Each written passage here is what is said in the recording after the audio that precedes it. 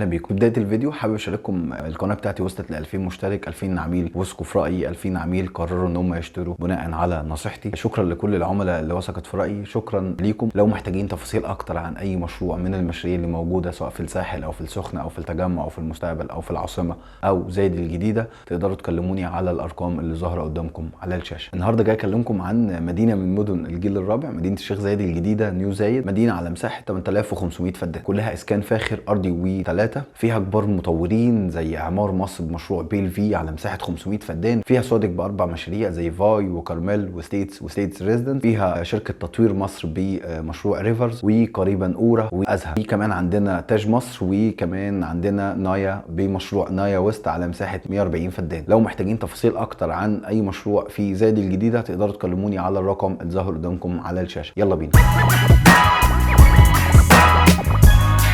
ازاي نروح زايد الجديده؟ اولا عندي محور 26 يوليو للناس اللي جايه من وسط البلد، بعد كده عندي محور رود الفرج ده اوريدي موازي لمحور 26 يوليو للناس اللي جايه من المهندسين وكمان الزمالك. عندي طريق مصر اسكندريه الصحراوي للعملاء اللي جايه من اسكندريه. عندي الدائري الاوسطي لو حضرتك جاي من التجمع الخامس او شرق القاهره عموما سواء العاصمه او المستقبل او الشروق. عندي محور الضبعه ده قاسم مدينه نيو زايد من المنتصف. لو حضرتك عندك شاليه في الساحل فانت حضرتك مش محتاج تروح من طريق مصر اسكندريه، طريق الضبعه ده بينزلنا في الساحل الشمالي على طول. وكمان عندي القطار السريع ده جاي من العين السخنه ومكمل معانا للعلمين الجديده، وكمان قدام زايد الجديده مطار سفنكس ده اوريدي اشتغل دلوقتي داخليا. بالنسبه للوكيشن نيو زايد احنا على شمال زايد. لو حضرتك جاي من وصل الدهشور زايد بتكون على ايد حضرتك اليمين، وعلى شمالك بتكون نيو زايد. من الاعلى طريق مصر الاسكندريه الصحراوي، ومن الاسفل الحزام الاخضر، يمينها وصل الدهشور وشمالها الدائري الاوسطي، وكمان بتوسطها محور الضبع. ليه نشتري في الشيخ زايد؟ اولا هي مدينه من مدن الجيل الرابع، مدينه سمارت، يعني حضرتك استثمارك مضمون 100%. لسه المشاريع بادئه لونشز، يعني حضرتك تقدر تشتري باول سعر. المدينه كمان قريبه للتوسعات بتاعه اكتوبر، وكمان قريبه للشيخ زايد، قريبه للساحل الشمالي، بنتكلم في متوسط ساعتين، قريبه لوسط البلد،